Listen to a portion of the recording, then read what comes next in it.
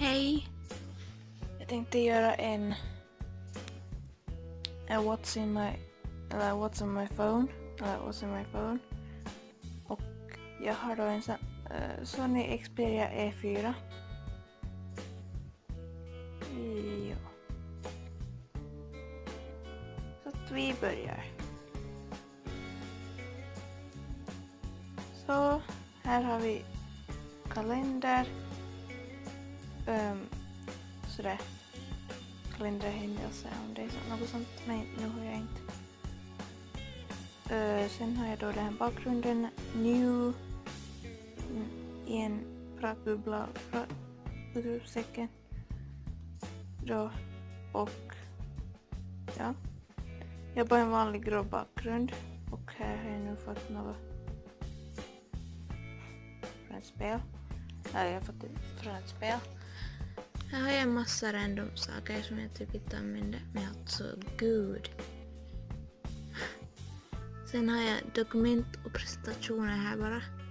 Alarm och klocka, album, Chrome, e-post, filmar och go, Google Drive, inställningar, kalkylator, kamera, kontakter, Keep, meddelanden, playbutik, WhatsApp, YouTube, Skiss, röstinspelare, Shazam, Piano Tales 2, My Own Journey, DIY Storages, Choices, Your Closet, Bubble Witch 3, Learn to Draw.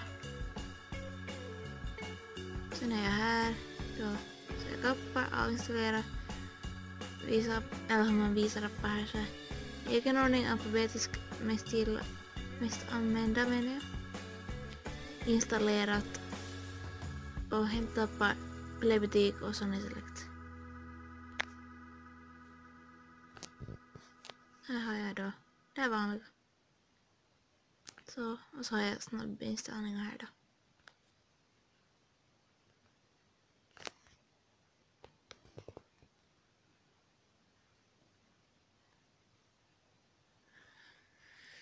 Så att det var det.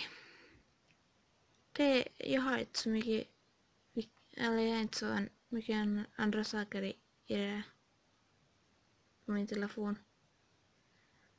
Men jag kommer få en ny telefon snart så.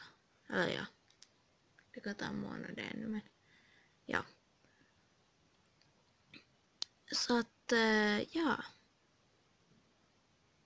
Vi syns i nästa video. Hej då!